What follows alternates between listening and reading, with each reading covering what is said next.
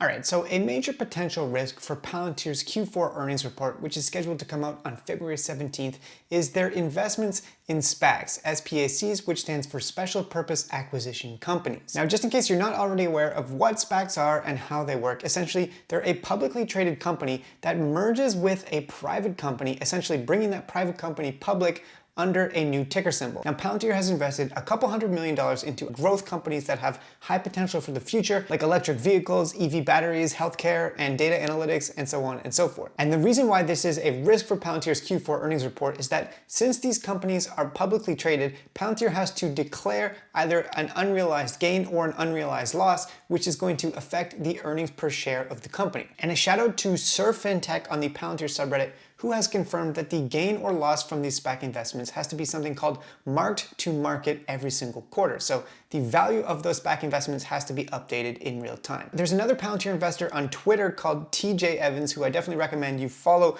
who has also laid out some of the same information, and he's also actually provided a really useful spreadsheet that details all of Palantir's SPAC holdings. So this tab here lists all of the different SPACs that Palantir has either confirmed invested in or is potentially investing in. And if we scroll over here, we can see the unrealized gains or losses for each of these companies. And you can see that there's a lot of these that are in the red. And in terms of the Q4 loss, if we look at the final column, essentially TJ Evans is suggesting that there could be an unrealized loss of just over $75 million. Now, $75 million is definitely not a huge amount, but the reason why it's a risk for the Q4 earnings report and potentially a risk for the stock price immediately after this report is released is that it could be enough to move the needle on the earnings per share calculations and make Wall Street analysts think that Palantir's earning per share is coming in below what's expected and therefore causing some sort of ripple effect where people sell off their shares. Now, there's definitely been some controversy over Palantir's SPAC investing strategy, but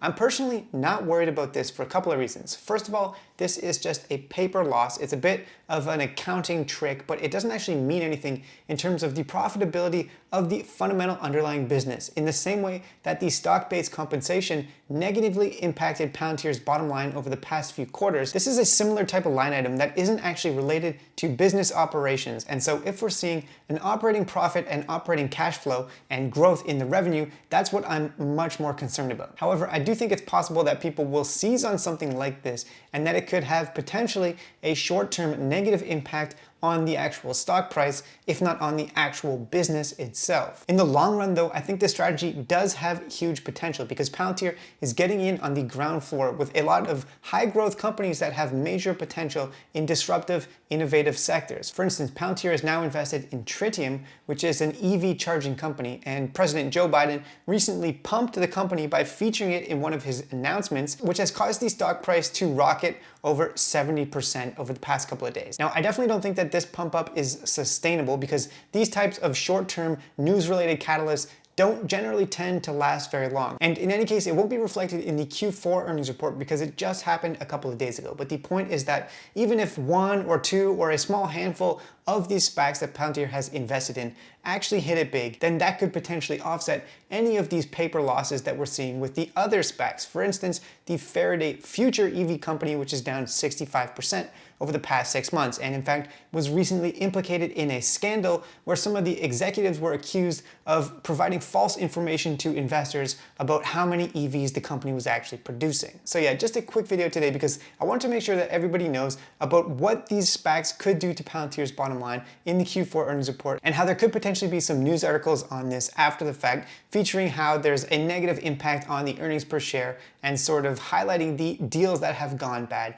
even though overall these are paper losses and there's a lot of potential in a lot of these young companies. Anyways, thanks so much for watching. If you enjoyed this video, you might also like this one or this one. I'll see you in the next and have a great day.